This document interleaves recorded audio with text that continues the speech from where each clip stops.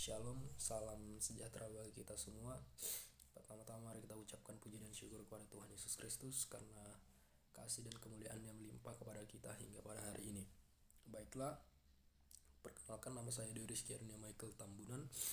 Di sini saya akan menjelaskan sejarah singkat tentang perkembangan bahasa Indonesia.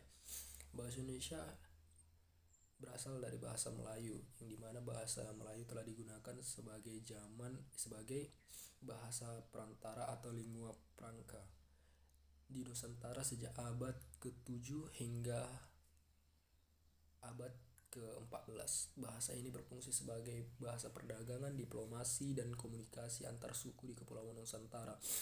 Pada masa Kesultanan Malaka abad ke-15, bahasa Melayu semakin berkembang dengan pengaruh dari Arab, Persia, dan India karena perdagangan dan penyebaran agama Islam.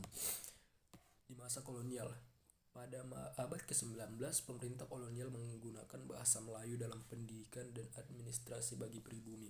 Meskipun bahasa Belanda tetap menjadi bahasa resmi, pada tahun 1901, ejaan Van Ophusen diperkenalkan sebagai standar ejaan bahasa Melayu yang digunakan bahasa Belanda di Hindia Belanda. Dan pada 28 Oktober 1928, dalam Kongres Pemuda II, bahasa Indonesia secara resmi dikukuhkan sebagai bahasa persatuan dalam Ikrar Sumpah Pemuda. Bahasa Indonesia mulai berkembang pesat sebagai alat perjuangan nasional melawan penjajahan. Dan pada masa kemerdekaan, dari tanggal 18 Agustus 1945, bahasa Indonesia diresmikan sebagai bahasa negara dalam Undang-Undang Dasar 1945 Pasal 36. Ejaan Indonesia terus berkembang melalui pembukaan ejaan seperti ejaan yang disempurnakan EYD pada tahun 1972.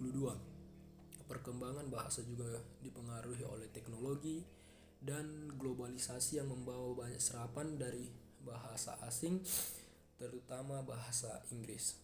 Baiklah, itulah sejarah singkat dari perkembangan bahasa Indonesia.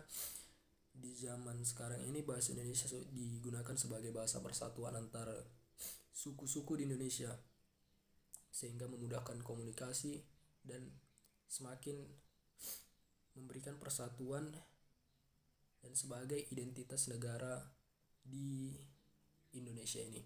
Sekian dan terima kasih. Jika ada salah kata dan pengucapan, saya mohon maaf. Itu saja. Sekian dan terima kasih. Shalom.